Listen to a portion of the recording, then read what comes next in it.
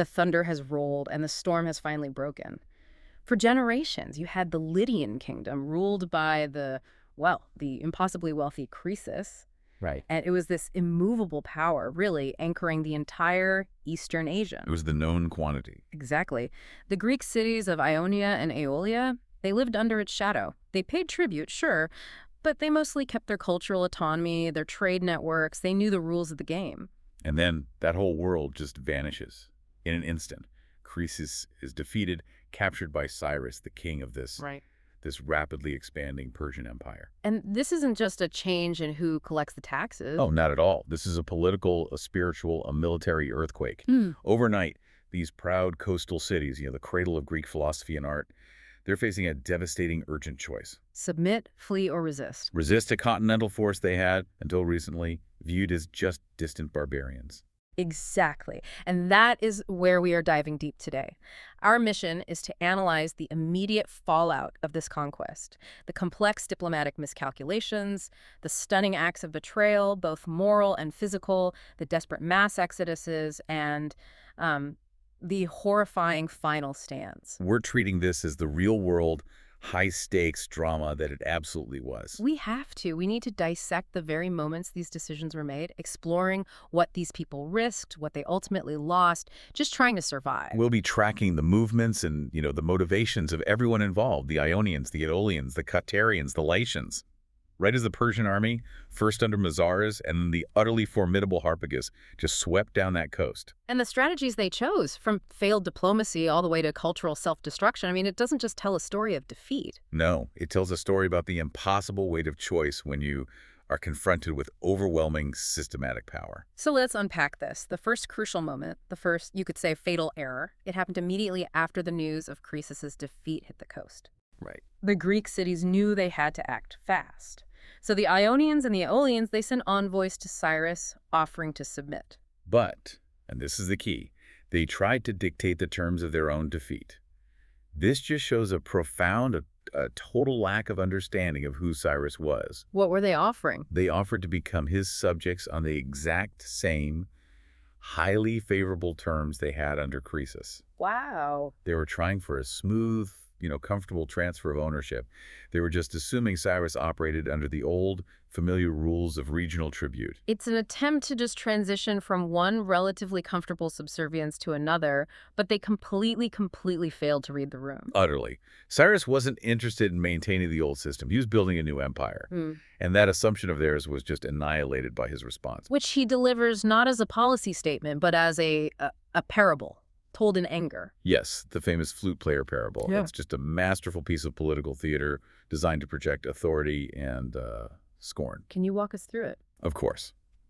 Cyrus describes a flute player who sees fish in the sea and decides to play his flute, foolishly believing they'll just swim out of the water and dance for him. Which, of course, they don't. Of course not. So he gets a net, catches a massive haul, and as they're leaping and rising on the shore, he mocks them. He says, "You had best cease from your dancing now. You would not come out and dance then, when I play to you." The implication is immediate and just utterly brutal. It highlights the depth of their strategic error. And Cyrus wasn't hiding his frustration. He saw their offer as insultingly opportunistic and, frankly, unforgivably late. Because he'd already made them an offer, right? He had. He'd reached out to the Ionians earlier when he was still fighting Croesus, offering them a chance to revolt against the Lydians and join his cause. And they refused. They refused to take the risk. They chose to stay loyal to the Lydian regime right up until the very last moment. So by waiting until he had done all the hard work, borne the military cost, they revealed themselves as cowards and opportunists. So that parable, it confirms two things for the Ionians right away. It does. One, Cyrus has a very long, very unforgiving memory. And two. Two, the terms of surrender are emphatically closed. There would be no negotiation. They were defeated, and they would be treated as such. So, realizing that the negotiation window had just slammed shut, the Ionians immediately pivot. They have to. From diplomacy to defense, they abandon the envoys and they rush back to fortify their cities. But we need to pause here for a crucial exception, an exception that really illustrates political wisdom. Well, yes. Yes. The Milesians were the only Ionian city that had made a separate favorable treaty with Cyrus before the conquest of Lydia was even finalized. They saw the writing on the wall. They acted preemptively. and they secured their safety while their neighbors were still hesitating. So they were now sheltered from the immediate, vengeful danger facing the rest of Ionia. So for everyone else, the only option left was a desperate plea for help. They assemble at the Panion Inn, and that's a critical detail we should probably understand. It is. The Panion Inn wasn't just a sacred meeting place. It was the central sanctuary of the Ionian League, right on the promontory of Mycale. So it's their political center. It's the closest thing they had to one. I mean, its main function was religious festivals, but Yeah. their federal ties were notoriously weak. It was all local interests and mutual mistrust. By assembling there, they were performing a last-ditch attempt at unified action. And their resolution was to send envoys desperate for military support all the way across the Aegean. All the way to Sparta, the preeminent military power in the Greek world. And this scene in Sparta is just a study in cultural friction. It really is. The Ionians and Aeolians, they choose this man, Pythermus of Phocaea, to plead their case. And he wears a distinctive purple cloak. Why purple? What's the signal there? Purple was the color of wealth, of luxury, of prestige. It was a clear signal to the Spartans that the Ionians, despite being subjects, were rich and worth saving, or at least their treasury was worth protecting. But that appeal to wealth completely failed. It fell on deaf ears. The Lacedaemonians, the Spartans, they listened to this long, impassioned speech about the existential plight facing these cities, but they were fundamentally unmoved. They just flat out refused to send any military aid. None at all. Zero. Sparta had its own regional concerns. Its obligations did not extend across the sea to these foreign cousins. But this is where the drama continues. They don't just ignore the plea. No, they choose this highly theatrical, almost minimal gesture of a warning. They send a single small 50-oared ship to Phocaea. Not a military force. Not at all. It was a stage for a diplomatic challenge. They sent a herald, a man named Lucrens, to Sardis, right into the heart of Cyrus's new Lydian capital. Can you just picture this? Lucrens, this lone herald from a small Greek peninsula, walking through newly conquered territory, arriving at the seat of power of the largest empire the world had yet seen. And he delivers this stunning proclamation to Cyrus himself. He says, "You must harm no city on Greek territory or the Lacedaemonians will punish you." The confidence is almost unbelievable. It is. And Cyrus's reaction is what gives us the deepest insight into the cultural chasm separating these two worlds. What does he do? He asks the Greeks who are present, "Who are these Lacedaemonians? How many of them are there?" And when he's told, When he's given the numbers, he doesn't just dismiss them. He pours utter contempt on their entire way of life. this is where we get that stinging critique of Greek political and commercial life. Yes. He says, "He never yet feared men who have a place set apart in the midst of their city where they perjure themselves and deceive each other." A direct, devastating shot at the Greek agora, the marketplace. And you have to understand the cultural context. The sources are explicit. The Persians themselves did not use marketplaces for buying and selling. Their society was steeped in martial honor, loyalty to the king. They viewed this open public space dedicated to trade and debate and haggling, which Cyrus just equates with perjury and deceit, as fundamentally weak and morally corrupt. It's a powerful assessment. He sees their whole commercial and competitive political structure as a moral failing, something that guarantees internal division and weakness.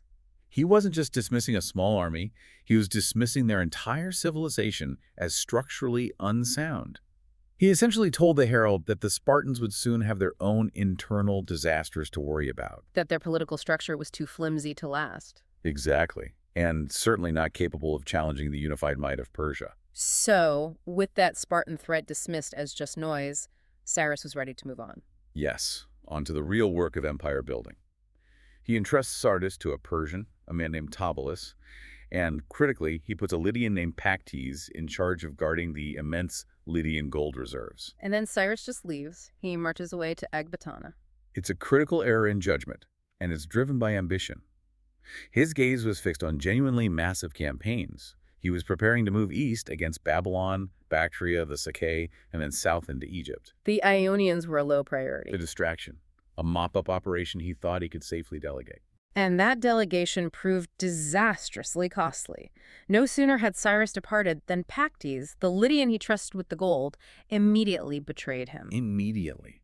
Pactes uses that very gold Croesus' wealth to hire mercenaries and convince the coastal inhabitants to revolt. And he marches straight back to Sardis. Besieges Tibalus, the Persian governor, who has to retreat into the citadel. This was a direct personal humiliation for Cyrus. Oh, absolutely.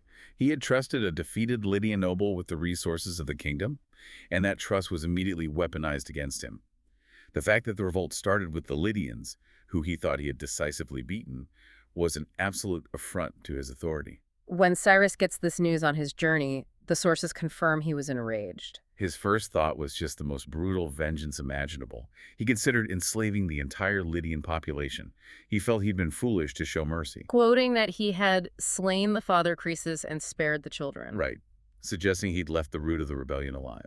And it's at this absolute pivot point where the fate of this ancient cultured city is hanging in the balance that Croesus, the defeated king, intervenes. And he performs what you can only call his masterpiece of calculated political survival. What does he do? He's a captive. He is, but he understands Cyrus's need for security, for the projection of power. Croesus, fearing the total destruction of his city, argues against mass enslavement. First, he deflects all the blame onto Pactes, a necessary step, to isolate the rebel. But just deflecting blame wouldn't be enough. Not at all. He needed to provide Cyrus with a guarantee of future security that was more permanent than military occupation. So he proposes this truly radical, long-term psychological solution for the Lydians who remained. This is the moment. This is where Lydian culture is deliberately dismantled to secure peace. Croesus advises Cyrus to forbid the Lydians from possessing any weapons of war, taking away their very identity as a martial nation. But the strategy went so much further than just disarmament. It was enforced cultural transformation. It was. They were commanded to wear soft tunics, buskins on their feet, clothing associated with luxury and softness, not hardship. And crucially, they were forced to teach their sons only lyre playing, song, dance, and huckstering. Trade and the soft arts. The motive is chillingly transparent. Croesus himself articulates it. He guarantees that if Cyrus imposes this life, Cyrus will soon see them turn to women instead of men, and thus you need not fear lest they revolt. He was offering cultural neutering as a method of political control. It's a profound, a staggering moment. Croesus saves his people from annihilation, but he does it by guaranteeing their future submission and their cultural weakness. He sacrifices their martial spirit to guarantee their continued existence. And Cyrus was immediately satisfied. Instantly, his anger just abated. He had a systemic, non-military solution to perpetual unrest. He adopted the strategy on the spot. So this formerly proud warrior nation is now codified by imperial decree into a nation of musicians, dancers, and merchants. And the man tasked with enforcing this cultural transformation and with capturing Pactes alive was a Mede named Bozzaris. I want to focus on that detail for a moment. Capturing Pactes alive, why wasn't simply executing him enough? That speaks volumes about the nature of Cyrus's authority. If Pactes were just killed in a skirmish somewhere, he might be remembered as a local martyr, a hero. Right. But Cyrus was projecting an empire of order, of inevitability across vast distances. Capturing a high-profile rebel alive meant he could be paraded, displayed, and finally executed in a very public, very theatrical manner in the center of the empire. So his fate becomes a permanent living warning. Exactly, a warning to every new subject city. Right. Defy the great king, and you cannot escape. No matter how far you run or how fortified your city is, it was projection of total dominion. Okay, so with this cultural decree taking effect in Sardis, Bozzaris' focus shifts entirely to the rebel, Pactes. Who, learning that the Mede army is approaching, flees from Sardis. He heads for the nearby Aeolian city of Syme. And this is where the tension just explodes for the Greek cities. It does. When Bozzaris arrives and starts implementing the soft close decree, he immediately sends an ultimatum to Syme. Surrender Pactes. And the Symeans were paralyzed. By an acute moral dilemma that just defined their entire civilization. The dilemma being that Pactes was a suppliant, a man who had sought sacred refuge. And in Greek law and religion, handing over a suppliant was an act so deeply condemned as impious, it almost guaranteed divine retribution. But defying the Persians meant certain destruction. So they were caught between cosmic damnation and physical annihilation. And their immediate reaction is just Confusion. desperate confusion. They couldn't choose, so they turned to the ultimate arbiter, the divine. They send envoys to the ancient, immensely respected oracle at Branchidae in Milesian territory. And what'd they ask? They asked what they should do that would be most pleasing to the gods. And the first oracle was crystal clear. Unambiguous. Give Pactes up. And the majority of the Symeans, relieved, were ready to do it. They thought the god had sanctioned the immoral act, given them a divine mandate that would, absolve their conscience. But one man, Herodotus, He suspected something was wrong. Yes, a notable citizen. He couldn't accept an answer that so blatantly contradicted the core tenets of their religious duty. He had enough intellectual honesty to distrust a convenient answer. So he insists a second group be sent, with him included. To make sure the question was asked correctly, the response was accurate. And when Aristodicus gets to the oracle, he presses the god again. He explains their fear of the Persians, but says they dare not give up their suppliant. And the god repeats the command, deliver Pactes up. So Aristodicus decides on this public theatrical test of divine loyalty. This is the centerpiece of the scene. A dramatic confrontation between man, God, and fate. Aristodicus begins physically removing all the sparrows and other small birds that had taken refuge by nesting inside the temple sanctuary. The god's own suppliants.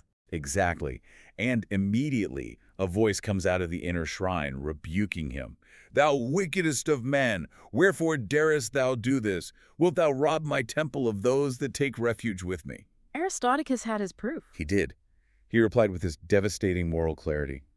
O king, wilt thou thus save thine own suppliants, yet bid the men of Cheme deliver up theirs? And the god's final horrifying response revealed the truth of the situation. The oracle replied that yes, he did bid them deliver Pactes up, but only that ye may the sooner perish for your impiety, and never again come to inquire of my oracle concerning the giving up of them that seek refuge with you. That's not absolution. It's a condemnation. The immense crushing fear of the Persians had contaminated their moral universe so badly that the god was willing to sanction the impious act purely to ensure Sime's ultimate destruction for even considering it. They were damned if they kept him by Persian steel, and damned if they surrendered him by divine decree. There was no way out. So the Simeans, faced with certain doom either way, sought a desperate middle ground. A path of avoidance. They simply shipped Pactes away. They passed the moral hot potato on to the island city of Mytilene on Lesbos. But Mazares was not deterred. Not at all. He immediately sends his demand to Mytilene, and the Mytileneans show this distinctly mercenary streak. They were prepared to sell him for a price. Exactly. They were ready to trade religious obligation for profit. But the Ptolemies intercepted the deal at the last minute and moved Pactes again, this time to the island of Chios. And the Chians proved to be the final link in this chain of betrayal. They showed zero moral compunction. They physically dragged Pactes out of the temple of city guarding Athena, violating the sacred protection of the goddess, and delivered him directly to the Persians. And this betrayal was purely transactional. It was. The Chians received a specific, wealthy district in Mysia called Atarnias in return. They secured land with blood money. So the Persians finally had him. They had him, alive, Yeah. and guarded him carefully so he could be transported for the spectacle Cyrus required. And the long-term consequence of this moral failure is one of the most interesting cultural details we have.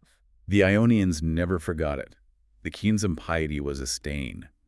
For a long time afterward, the Chians themselves considered the agricultural produce from Atarnias, the barley meal, the cakes, unsuitable for any sacred rite or sacrifice. The moral stain lingered visibly in their religious and agricultural practice. It did. And with Pactes captured, Mazares quickly turned his attention to the cities that had supported the revolt. He enslaved Priene, systematically pillaged the fertile Meandrus plain, took Magnesia. A swift campaign of retribution. It was, though it was cut short. He died of a sickness shortly thereafter. Mazares' death brought a new commander to the scene, a far more ruthless and effective one. Harpagus, a Mede with deep loyalty to Cyrus. And Harpagus immediately introduced a new, chillingly efficient military tactic that made the conquest of the remaining cities systematic and really inevitable. And this is a critical technological shift. It is. Harpagus utilized the immense manpower advantage of the Persian Empire to solve the fundamental problem of Greek defense, the stone wall. He focused on building massive, systematic siege mounds against the city walls. Let's delve into that. Why was the siege mound so revolutionary against a Greek city? Well, traditional Greek city walls were designed for vertical defense. You have these high stone battlements that force an attacker to scale them under constant fire. But the siege mound, this massive ramp of earth and timber, it just nullifies that vertical advantage. Precisely. The Persians were simply building the ground up to the height of the walls. It didn't matter how high the stone was, they would build the earth up to the same height or even higher, giving their troops a flat, stable ramp right onto the battlements. It's less a direct assault and more a massive engineering project that guarantees success. Provided you had the labor, which they did. It made the seemingly impenetrable walls of the Greek cities irrelevant. They became time-delayed targets. And the first Ionian city he assailed with this new method was Phocaea. And the Phocaeans were unique. They were defined by the sea. They were the earliest Greeks to make truly long sea voyages, charting courses that discovered the Adriatic, Tyrrhenia, Iberia, the legendary city of Tartessus. Their history with Tartessus is an important detail. It is. They'd befriended its king, Arganthonius, this figure of incredible longevity, lived to 120, reigned for 80 years. And he offered them a new home? He did. He tried to get them to move to his distant land, but they loved their homeland too much. So instead, he gave them an immense sum of money, specifically to fortify their city against the rising Median power. The tragic irony. Oh, it's immense. They built the most formidable walls with money given specifically to guard against this exact threat, only to have those same walls rendered useless by Harpagus' siege mounds. So Harpagus, knowing the city was doomed, offered a cynical compromise. Demolish one bastion of the wall and dedicate one house to the king, a symbolic act of submission. But the Phocaeans refused the thought of slavery. They asked for one day to consult, and they demanded Harpagus withdraw his army during this period. Harpagus knew exactly what they intended, a delay to facilitate flight. But he allowed it anyway, perhaps confident he'd just inherit a deserted, intact city. What followed was the Great Dramatic Departure, one of the most famous maritime exoduses in history. The Phocaeans worked furiously. They launched all 50 of their fast 50-oared ships. They loaded up every movable asset, their children, women, goods, even the statues from their temples. Everything but the largest item. Right. Bronze, stone, paintings. It wasn't a tactical retreat. It was a total abandonment of their homeland. They realized physical resistance was impossible and submission was morally intolerable. They sailed for Chios, leaving the city deserted. But their sense of finality was immense, obsessive almost. They sailed back to Phocaea one last time, quickly overwhelmed and killed the small Persian guard Harpagus had left. And then, to ensure their commitment was absolute, they performed this terrifying, powerful ritual. To sinking of the iron. They sank a massive piece of iron into the sea and swore an oath never to return until that iron resurfaced.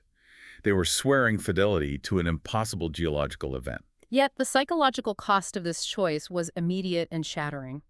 As they prepared to sail on to Corsica, more than half of the citizens were simply overwhelmed.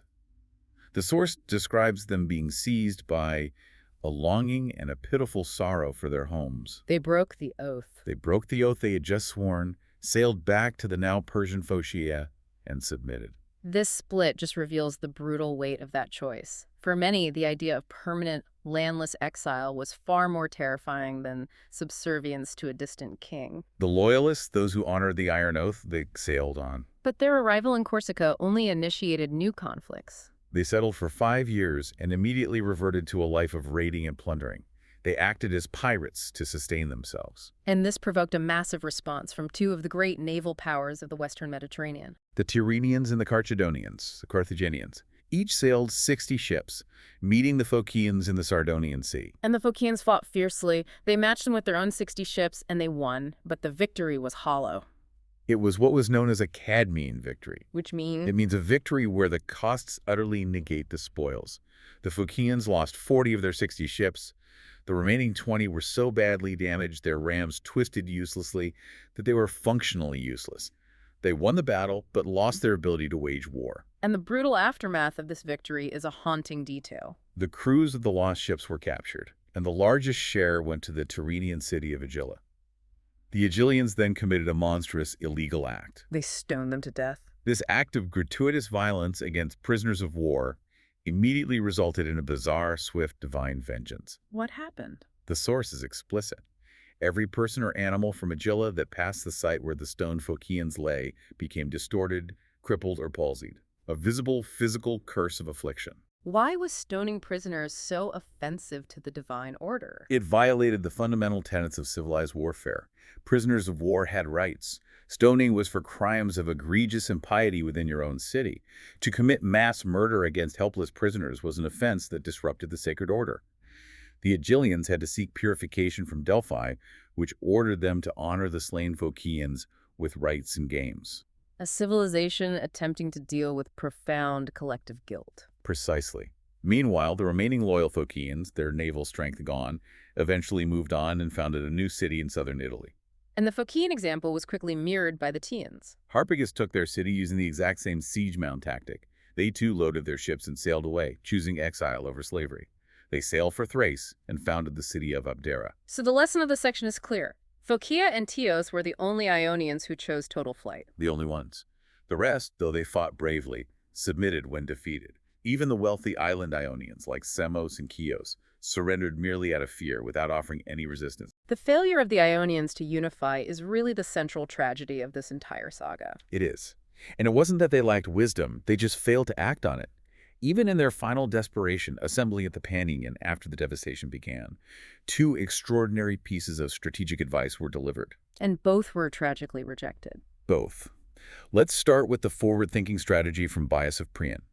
He offered his counsel after the destruction had already begun. What was his plan? He urged them to consolidate all their remaining power, load up their ships, and sail together to the largest island in the world, Sardo, Sardinia. A complete reset. Exactly. Found one mighty Ionian federal city there, making them militarily invulnerable and politically unified. Achieve freedom and prosperity by ruling a vast, wealthy island territory. It's a bold revolutionary idea. But even more profound was the foresight of Thales of Miletus, offered before the destruction. Thales understood the inherent political weakness of the Ionian system. He suggested they form a single federal state. And his specific suggestion was brilliant. A common place of council centered at Teos, the exact geographical heart of Ionia. The other cities would be reduced to mere townships, ensuring political unity under one central authority. But both plans Were ignored. Their deep-seated localism, their inability to trust a central authority, their ingrained mistrust of each other. It meant neither plan was adopted.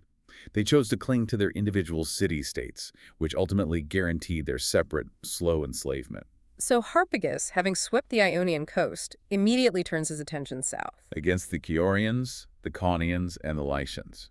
And the cruelty of the conquest is emphasized by the fact he forced the newly conquered Ionians and Aeolians to fight alongside him. Their subjugation was immediately repurposed as an instrument to conquer their neighbors. Yes, and the Chiorians are a complex group. They claim to be aboriginal, but the Cretan account paints them as former islanders, Leviges. And we have to highlight their impact on military technology. The Chiorians are credited with inventing 3 things that were widely adopted and modernized warfare. Crests on helmets, devices on shields, and crucially, the shield holder. The shield holder is key. It is. Before that, shields were heavy, guided by a leather baldric over the neck. The Cauterian invention provided better stability, freeing the soldier's left hand, making shields more dynamic and effective in close combat. It shows these indigenous groups were sophisticated contributors to the martial culture Harpagus was destroying. Then we have the Caunians. Their response to the Persian threat was a bizarre, almost desperate religious purification. They suddenly decided to reject all foreign worship. The sources paint this dramatic scene.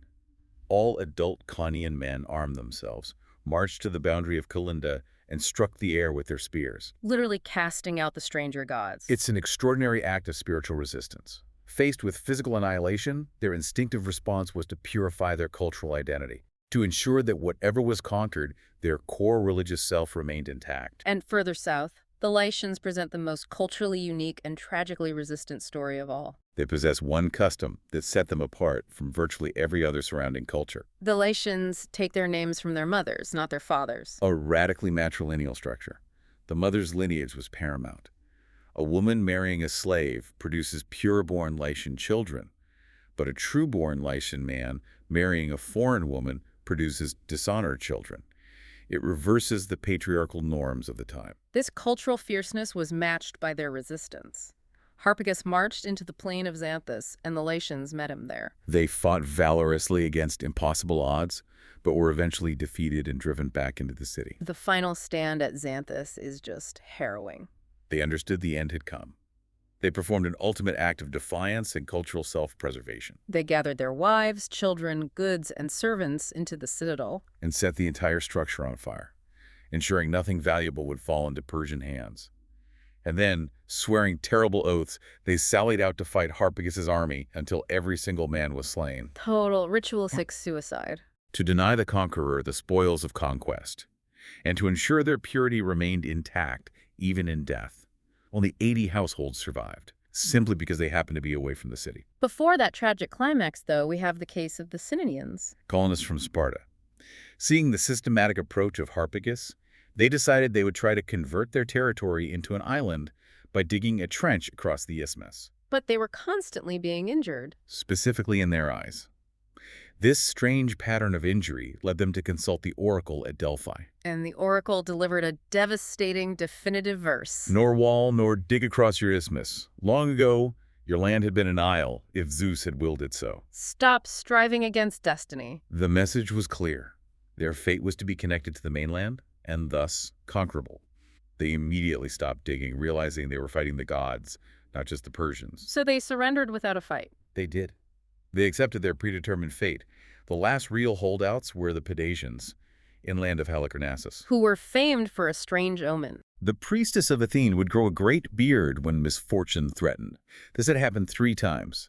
They fortified a hill called Lyde, gave Harpagus the most trouble, but eventually their inevitable surrender came as well. And so we've witnessed the complete systematic subjugation of Lower Asia. Harpagus finished the job Mazares started, utilizing a combination of overwhelming military engineering, psychological warfare, and the systematic exploitation of Greek disunity. It is deeply striking how much of the chaos, how many deaths, and how many moral compromises. From the Chians selling a supplant to the god-sanctioning impiety at Syme, all resulted from a fundamental failure to unify. The brilliant strategic counsel of men like Sales and Bias, both advocating for collective action, was utterly ignored. The arrival of the massive Persian Empire didn't just change the political map.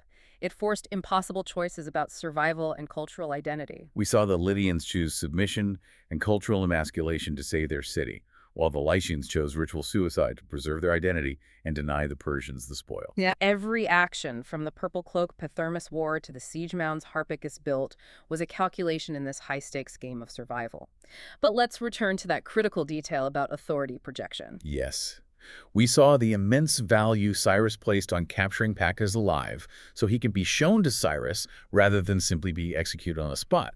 So why this theatrical need for a living rebel? Well, if Pactes is captured and displayed, perhaps publicly mutilated or eventually executed in the heart of the Persian Empire, that spectacle becomes a dynamic, powerful, and enduring threat. It implies that Cyrus's authority is so vast, his reach so long, that no subject, no matter how distant or defiant, can escape the consequences of treason. The fate of one man held captive becomes a living warning to every new subject city. This is what happens when you dare to challenge the king. That projection of inevitable, far-reaching authority, rather than just military force, is what guaranteed quiet submission across the conquered lands. It wasn't about vengeance. It was about ensuring future compliance. And that threat, more than any siege bound, is what truly defined the Persian victory over the coast of Chrysos.